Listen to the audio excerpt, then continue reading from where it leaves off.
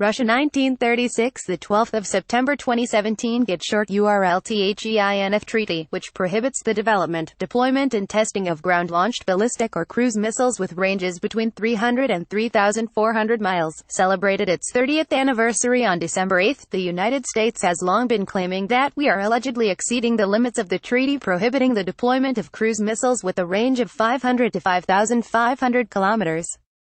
But there is an interesting pattern. Just as with the well-known statements about Russian meddling in the U.S. elections, no real evidence is provided.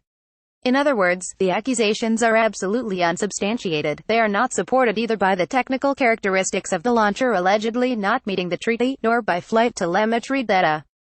And it is understandable why, because it simply does not exist, Russian Deputy Foreign Minister Sergei Ryabkov said on Saturday.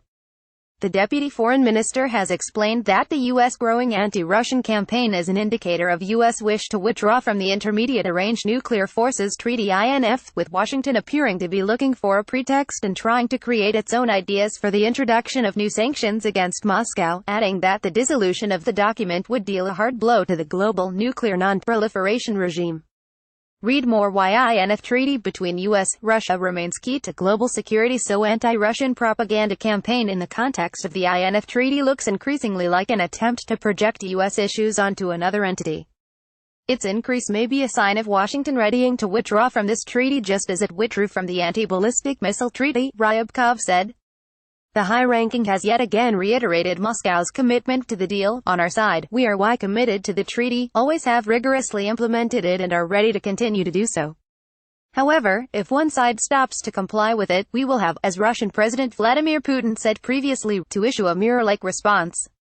INF Treaty and anti-Russia sanctions. The statement was made in wake of the reported approval of new sanctions against Russia by U.S. President Donald Trump earlier in the day over the alleged violations of the INF deal. The move followed the U.S. Secretary of State Rex Tillerson's accusations made in September, regarding the alleged violations of the treaty, a claim which has been repeatedly denied and called groundless by the Russian Foreign Ministry.